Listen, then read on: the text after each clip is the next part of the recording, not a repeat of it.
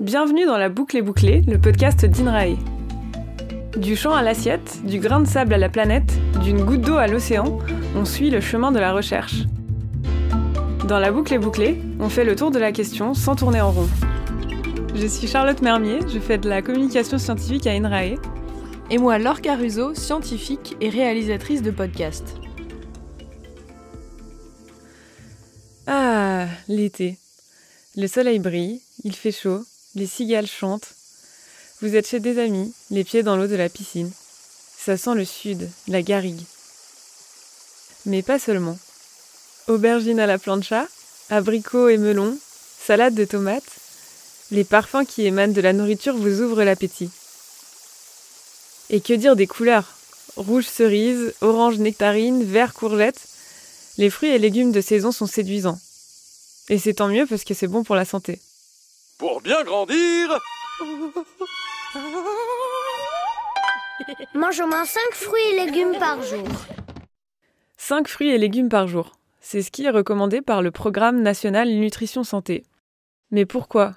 Qu'est-ce qu'ils ont de si spécial, les légumes, qui les rend bons pour la santé ? C'est pas toujours facile de trouver des informations fiables sur la nutrition, entre les idées reçues, les informations contradictoires. Certains magazines qui ne vérifient pas forcément ce qu'ils écrivent, on a vite fait de s'y perdre. Pour faire le point, on a discuté avec Emmanuelle Reboul, directrice de recherche en santé et nutrition. Manger varié, manger des épinards comme Popeye. Des épinards, oui, mais pas que. Les fruits et les légumes sont bénéfiques pour la santé parce que pour la très grande majorité d'entre eux, ils ont une faible teneur en calories, tout en étant très riches en nutriments et micronutriments d'intérêt. Ils contiennent en particulier des fibres, des vitamines et des minéraux. Tout d'abord, posons les bases. C'est quoi exactement les nutriments et micronutriments ? Nutriments, substances organiques directement assimilables sans avoir à subir les processus de dégradation de la digestion. En fait, c'est des molécules qui permettent à l'organisme de fabriquer les constituants de base de nos cellules, mais aussi de produire de l'énergie. C'est notre carburant. Vous les avez sûrement déjà repérés sur l'étiquette nutritionnelle de votre boîte de céréales, celle qu'on lit en levant les yeux au ciel. Elle regroupe les glucides, c'est les sucres, les lipides, c'est les acides gras, et les protéines, ça c'est les acides aminés.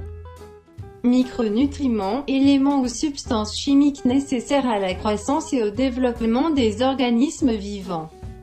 C'est des molécules sans valeur énergétique, fournies dans l'alimentation en petite quantité, et que l'organisme ne sait pas fabriquer ou pas en quantité suffisante.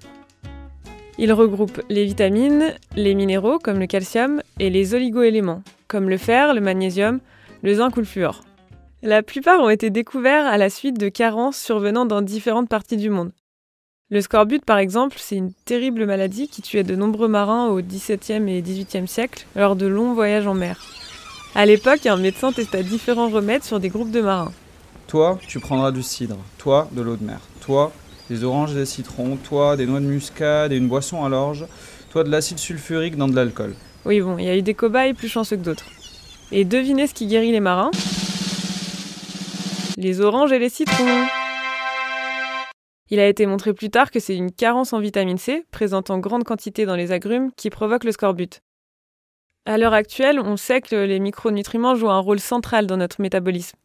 Ils interviennent dans la quasi-totalité des grandes fonctions de l'organisme, comme la division cellulaire, l'expression des gènes ou encore l'immunité. Bref, ils sont essentiels, et d'ailleurs des carences sévères en micronutriments peuvent entraîner aujourd'hui encore la mort. Une autre raison de faire le plein de fruits et légumes, c'est qu'ils contiennent des fibres.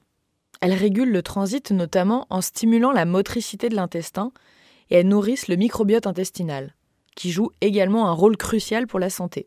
Si avec tout ça, on vous a pas convaincu qu'il faut pas y aller avec le dos de la cuillère sur les fruits et légumes, bon, en revanche, ils n'ont pas tous la même teneur en micronutriments. Certains contiennent plus de vitamine C, d'autres plus de magnésium, alors le secret, c'est de varier les plaisirs. Et quand en hiver, vous en avez marre des pommes ou des oranges, vous pouvez toujours manger des fruits d'été congelés. Et oui, big scoop, ils sont parfois plus riches en micronutriments que les produits frais, car ils sont cueillis mûrs et stockés immédiatement. Or, la quantité de micronutriments diminue avec le temps de conservation. Et donc plutôt que 5 fruits et légumes par jour, on pourrait dire 25 fruits et légumes par semaine. Et des différents, hein. Faites pas semblant de pas avoir compris. Bon, ça y est, j'ai fait mon stock de 25. Encore faut-il que notre corps absorbe les éléments importants pour qu'ils puissent jouer pleinement leur rôle. Alors, petit rappel sur la manière dont l'organisme gère ce qu'on lui présente. La digestion, c'est cette affaire qui transforme les aliments en molécules assimilables par l'organisme, les fameux nutriments ou micronutriments. Ça commence dans la bouche par la mastication, puis c'est envoyé à l'estomac et ensuite à l'intestin. Et là, les sucs gastriques et pancréatiques entrent en scène. Et ces sucs vont finir de découper les aliments en nutriments. Et paf, ça fait des chocs à pic. Les scientifiques mènent des recherches pour filer un coup de pouce à notre système digestif et améliorer ce qu'on appelle la biodisponibilité. Ça représente la fraction du micronutriment qui est absorbé par l'intestin, relargué dans la circulation sanguine et qui va atteindre le tissu cible pour exercer sa fonction biologique. Et là, en fait, c'est pas la même chose si vous faites une purée, des légumes vapeur ou une plancha. Par exemple, ça peut toujours servir de savoir qu'en faisant cuire les brocolis dans l'eau ou n'importe quel autre légume, on perd plus de micronutriments qu'en les faisant revenir à la poêle. Ou encore que lorsqu'on consomme les végétaux sous forme de purée, la cuisson et le broyage peuvent faciliter l'absorption des micronutriments au cours de la digestion. En fait, ça va être une balance entre ce qui est perdu lors de la cuisson par des phénomènes de dégradation et ce qui va être plus facilement libérable au cours de la digestion. Comment on sait tout ça ?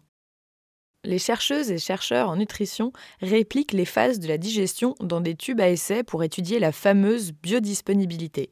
C'est ce qu'on appelle la digestion in vitro. Ils récoltent ensuite les micronutriments pour étudier leur absorption grâce à des cellules en culture. Et pour un passage à l'échelle humaine, Et il nous arrive également de valider certains protocoles chez des volontaires sains certains protocoles, qui viennent consommer un repas puis qui acceptent d'avoir quelques prélèvements sanguins pour qu'on suive l'absorption des micronutriments. ce genre de protocole. On peut aussi jouer sur les associations entre aliments. Par exemple, l'association d'aliments riches en fer avec d'autres riches en vitamine C permet de booster l'absorption du fer. Donc par exemple, un petit steak avec des poivrons. Une autre association, c'est l'huile avec les légumes. Donc ça, continuez de badigeonner vos tomates d'huile d'olive. A l'inverse, des associations sont à éviter. Les polyphénols, des antioxydants présents notamment dans le thé, diminuent la biodisponibilité du fer. Donc on met de côté le thé pendant le repas si on a tendance à être anémié par exemple. Vous vous souvenez de l'histoire du scorbut et des oranges ?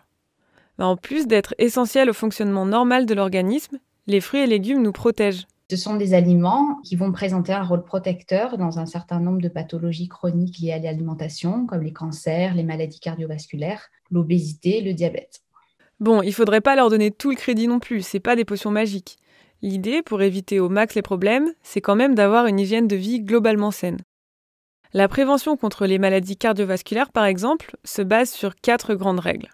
Une alimentation variée et équilibrée, pratiquer une activité physique, arrêter de fumer et diminuer sa consommation d'alcool. Moi, je rajouterais bien dormir, ça mange pas de pain. Bon, on sait qu'on vous les rabâche, ces recommandations, mais c'est important. Ces maladies sont la 2e cause de décès en France. Et elles portent leurs fruits, c'est le cas de le dire. Le nombre de décès liés à ces pathologies a diminué ces dernières années, grâce notamment à la prévention et à une meilleure prise en charge médicale. Un autre enjeu de la recherche sur ces sujets, c'est d'identifier de nouvelles sources de micronutriments qui pourraient être compatibles avec une alimentation saine et durable. Oui, parce que le secteur alimentaire, on le sait, c'est une source importante de gaz à effet de serre et de pollution, et depuis plusieurs années, des recherches sont en cours sur des pistes d'alimentation durable. Dans les labos se prépare la nourriture du futur. Vous avez une idée ? Une consigne, et une seule. Il vous faut, avant d'ingurgiter ce verre, couper la tête. Tout le reste est comestible. Merci Denis. Et oui, les insectes. En plus de contenir des micronutriments, ils font du recyclage. Ils peuvent se nourrir de produits végétaux comme des épluchures de fruits et de légumes. Une autre piste prometteuse d'alimentation durable, c'est les microalgues. Riches en micronutriments et acides gras polyinsaturés, les fameux oméga 3. Notre corps n'en produit pas et notre cerveau en a pourtant besoin. Bon, ça va pas encore remplacer mon brunch ce dimanche, mais c'est une voie prometteuse. En attendant, vous pouvez aussi adopter le sempiternel régime méditerranéen qui repose sur des produits frais de saison, mais aussi des légumineuses, des céréales, du poisson, des noix et bien sûr l'huile d'olive. Et la sieste. Et c'est pas dans le régime, mais je le rajoute, le rosé, avec des glaçons. Ah, l'été. Et la boucle est bouclée. Vous faites partie de la team fruits et légumes ou cet épisode vous a donné envie d'en cuisiner? Partagez vos photos de fruits et légumes cuisinés ou non sur votre story Insta en taguant Inrae, I-N-R-A-E, et avec le hashtag Légumes for Life. On partagera celles qui nous inspirent. Bah... Oh god. Abort. Eh oui, je suis. Une autre piste de promet. C'est pas mal.